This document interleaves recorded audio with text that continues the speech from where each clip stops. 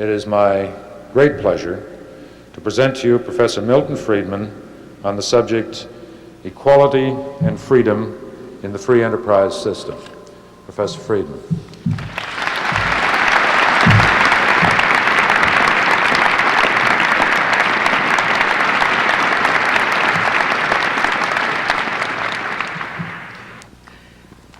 What I am going to talk to you about tonight is a topic that is of extraordinary topical importance, but also of great subtlety, philosophically and in every other way. The belief that government has both the responsibility and the power to promote equality of income has become an article of religious faith. It takes about as much daring these days to question the virtues of egalitarianism as it used to take to question the virtues of motherhood. I trust that just as it no longer takes that much courage these days to question the virtues of motherhood, the time may come when an even greater degree of understanding about the problems of equality will make it less dangerous to question the virtues of the religious belief in equality. Like most religious beliefs, and the reason why it is to be called a religious belief, this one is unexamined and preached rather more than it is practiced. In this talk tonight, I want to discuss first the various meanings that are attributed to the concept of equality and the ambiguities which each of them have. Second, the relation between the value of egalitarianism or equality on the one hand and such other values as efficiency, justice, and liberty. And third, some of the facts about the distribution of income and about the effects of government measures that have been taken in the name of promoting equality. It is appropriate in this place to start with perhaps the most famous of all declarations about equality. This is in some ways the root meaning of the concept of equality.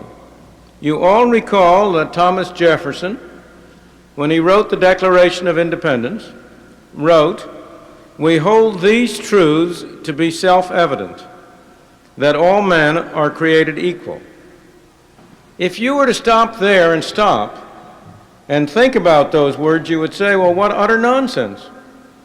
How could any man as intelligent, as knowledgeable, as worldly as Thomas Jefferson write such an obviously invalid sentence? Not only aren't all men created equal, all people aren't men. And what about the women? Thomas Jefferson, like so many of his fellows, was a slave owner. Was he asserting that the slaves were created equal to the non-slaves? Some men are born tall, some are short, some are strong, some are weak, some are smart, some are stupid. But obviously, Thomas Jefferson did not mean that men are created equal in the literal sense, that they are clones of one another. That isn't what he meant. And that becomes obvious if you don't stop the reading of the Declaration of Independence at that point, but go on to read the sentences that follow. And what follows that statement in the Declaration of Independence, "We hold these truths to be self-evident, that all men are created equal," it continues, "that they are endowed by their Creator with certain inalienable rights, that among these are life, liberty, and the pursuit of happiness." What Thomas Jefferson and the Founding Fathers were saying when they said all men are created equal is not at all an assertion about their genetic composition or their physical characteristics. It was rather an assertion that they were equal before the law, that they were equal in the eyes of God, that each person is precious in and of himself, that each person separately is to be taken seriously as a human being in and of himself, and is not to be treated simply as a means for the purpose of serving somebody else's ends. Equality, even in that sense, of course, the Founding Fathers were preaching what they were not practicing, as they were well aware, because that concept of equality was, of course, inconsistent with slavery. And the working out of the logic of the Declaration of Independence ultimately had to lead to the abolition of slavery, because it did violate this fundamental concept of equality. Equality as human beings before the law and before the Creator. Now, equality of rights in this sense gets meaning precisely because people are not equal in tastes, in values, in capacities. It's precisely because people are not equal that we have to stress that people have the right to life, liberty, and the pursuit of happiness. Because people are unequal and different, each will view his happiness as lying in a different area. Each will have different values. He will hold different things high. And if each separately is to be regarded as an end in himself, it is essentially necessary that he be given the opportunity to pursue those differences and to satisfy his tastes and values and not somebody else. Equality in this sense, equality of rights, personal equality, is a precondition of permitting human freedom. That's the original, I believe, and the most important sense of equality. But there are two other senses which it has been given, which need attention. The second, the most widely discussed sense of equality is the notion of equality of opportunity. All of us are accustomed to saying, well, of course, men aren't equal, but they should run a fair race. We want people to have equality of opportunity. Now, in any literal sense, that's just as impossible as is physical genetic equality. I have one child who is born with sight, and another child who is born blind. What can it mean to say that they shall have equality of opportunity? Their opportunities are unequal. I have children who are born in the United States of America, a great country, a wealthy country with many openings. I have children who are born, let us say, in India, or in China, or in Russia, or in any one of a dozen other places in the world. What can it possibly mean to say that their opportunities are equal? Within a single country, some children are lucky enough to have parents who are concerned about them, who give them a background of culture and understanding and schooling and education. Other children are born so unfortunate as not to have the same quality of parents. There is no way in any literal sense you can achieve equality of opportunity. And yet, the concept has a meaning and a significance. What we really mean by it, I believe, is not the literal sense that people shall have equal opportunities, because that's impossible. What we really mean is something else. It's the idea that is expressed best by the French phrase that became common at the time of the French Revolution. I won't give it to you in French because my French pronunciation is so terrible I would mangle it. But the English of it is a career open to the talents. that every career shall be open to every individual who shall have the talent and the ability and the good fortune to have had the upbringing which would qualify him for it. The meaning of equality of opportunity in this sense is that there shall be no arbitrary obstacles placed to prevent people from achieving those careers, those positions, those opportunities for which they have the ability and the capacity and the taste to qualify. Now, equality and this principle of efficiency does not bear a one-way relationship. There are some measures which will promote both equality and efficiency. The concept of equality in the sense of a career open to the talents, in the sense that there shall be no obstacles, no arbitrary obstacles. The removal of such obstacles will promote both efficiency and equality. If I have had the rule that only people who are born from certain classes in society shall be able to hold certain classes of jobs, and that's an arbitrary obstacle, the removal of that obstacle will promote both equality by giving greater opportunity to a wider class of people, and efficiency by enabling people to use their resources more efficiently and more effectively than they otherwise could. But those government measures that reduce the relationship between reward and output interfere with efficiency. They destroy the incentive for people to use resources most effectively.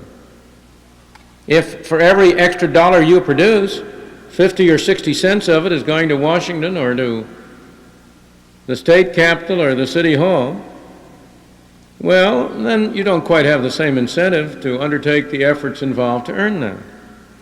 So the relationship between equality and efficiency is a complex one. Those measures that widen equality of opportunity will promote efficiency.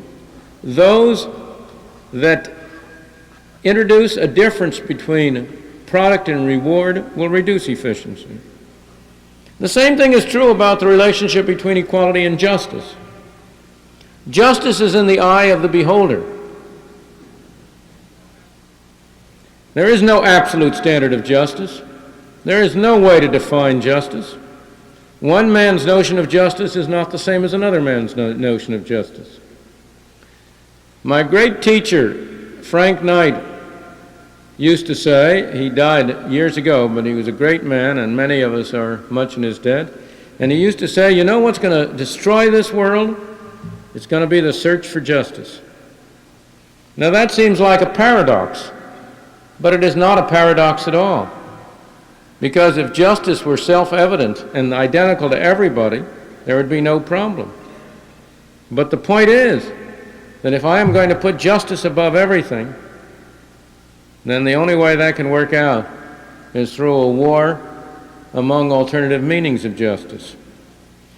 It's almost impossible to agree about justice, but you can come closer to agreeing about what is clear injustice.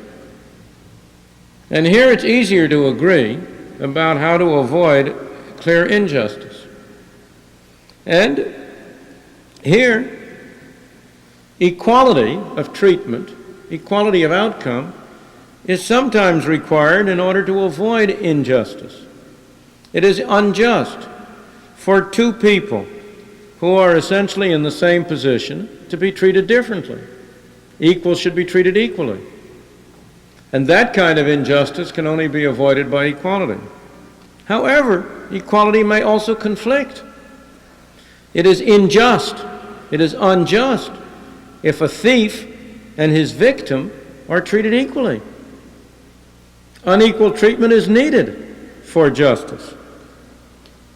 It is unjust for a lazy man and a hard worker to be rewarded equally. Justice there requires difference. But the most important conflict, and the one I really want to stress because I believe it is a fundamental one, is the conflict between equality and liberty, or the possible conflict. Here again, as I say, equality in the sense of no arbitrary obstacles. Equality in the sense of equality before the law, in Thomas Jefferson's sense, is a precondition for freedom and liberty. But imposed equality of outcome clearly conflicts with liberty. You can bring that out most clearly by taking the extreme case. Suppose everybody was going to end up having the same amount of goods and services regardless what happened. Everybody was going to have the same amount of food, the same amount of clothing, the same amount of housing. How would it be decided who would do what work? How do you, under those circumstances, allocate jobs? Who sweeps the streets? Who directs the traffic? Who teaches the classes? Who flies the airplanes? If everybody's going to end up being exactly equal, you're not going to have very many volunteers for sweeping streets. And I suspect there might be one or two other jobs for which you would not have many volunteers. It is obvious that if everybody is going to end up equally, then only coercion and force, order, command, could assign people to jobs. But then what happens to the equality you started with? Is the man who gives orders equal to the man who takes the orders? Are you not in that wonderful position that George Orwell described so well in Animal Farm, in which everybody is equal, but some are more equal than others? Perfect equality is a myth. And if you could conceive of it any way, it would be utterly inconsistent with liberty. But we don't have to go to that extreme case.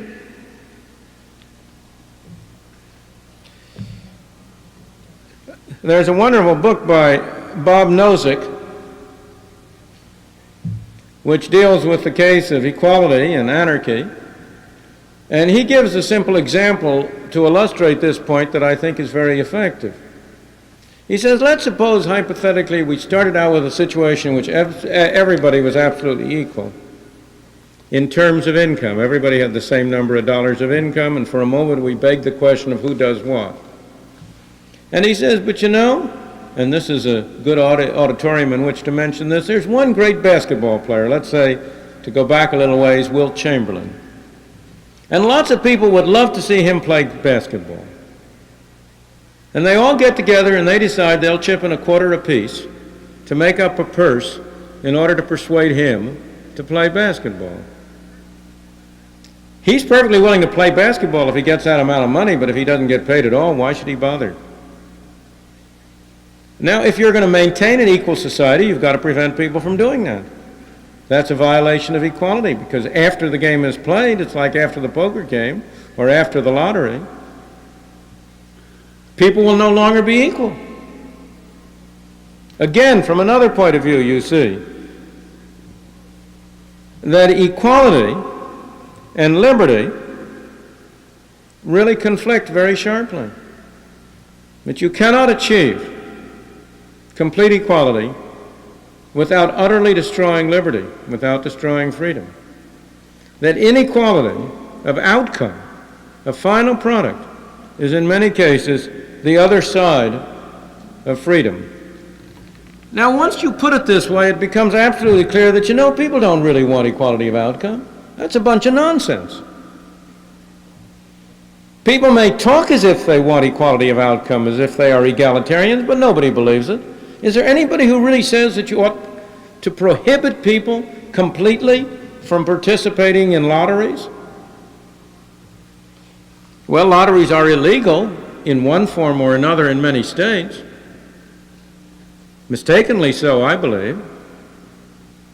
But there are lotteries and lotteries.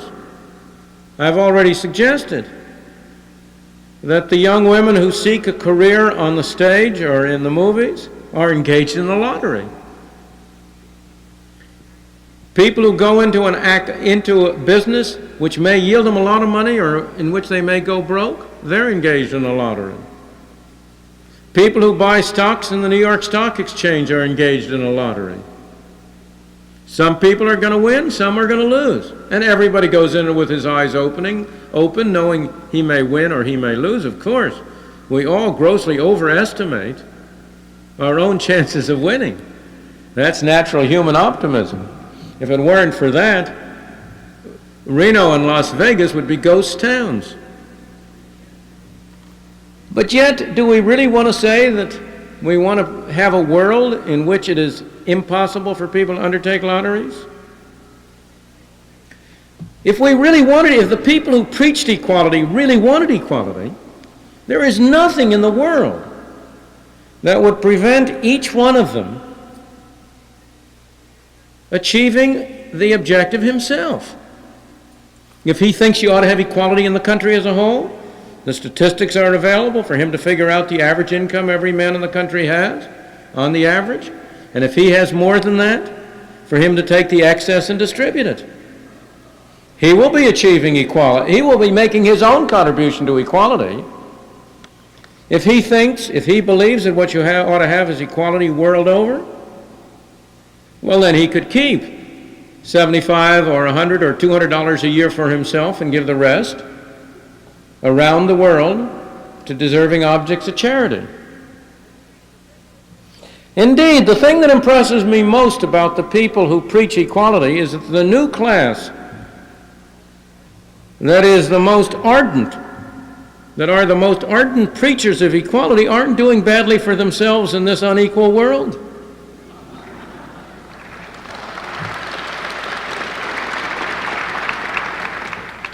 And of course, this is one of the major problems, one of the major reasons they preach it. Because the doctrine of equality has proved a very potent means for producing good jobs.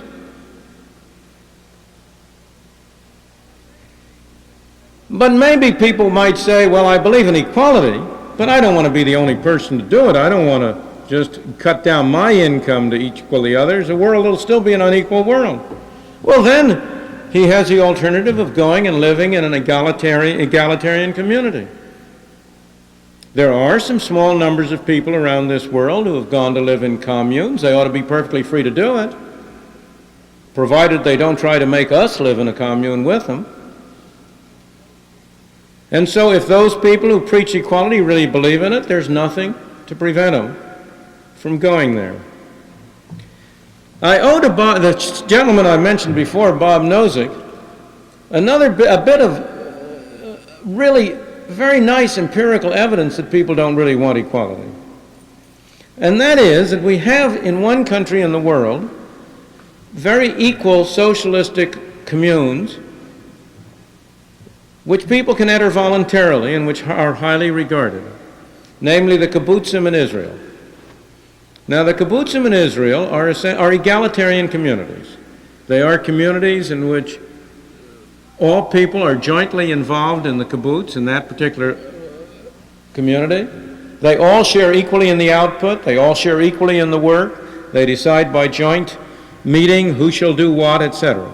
It's the closest approach to a purely socialistic community you could possibly imagine. Moreover, unlike the situation in the United States, those communities are not looked down on. On the contrary, they are highly respected and regarded. They have great social standing. Everybody is free to join a kibbutz or to leave it. They have been viable social organizations, but at no time, and certainly not today, have more than 5% or so of the people voluntarily entered in and joined into the community. So we can make the empirical inference that about 5% of the people in any society would voluntarily choose equality versus diversity and opportunity. My final conclusion: any society that puts equality ahead of freedom will end up with neither equality nor freedom. Any society that puts equality before freedom will end up with neither. On the other hand, a society that puts freedom first will, as a happy byproduct, end up both with greater freedom and greater equality. It will be a byproduct, but it will not be an accident. It will not be an accident because a free society releases the energies and the abilities of people to pursue their own objectives. It thus prevents some people from arbitrarily holding down other people. It thus prevents people from achieving positions of privilege and maintaining it permanently. So a society that puts freedom first will by no accident, but as a happy byproduct, achieve, in my opinion, both greater freedom and greater equality. Thank you.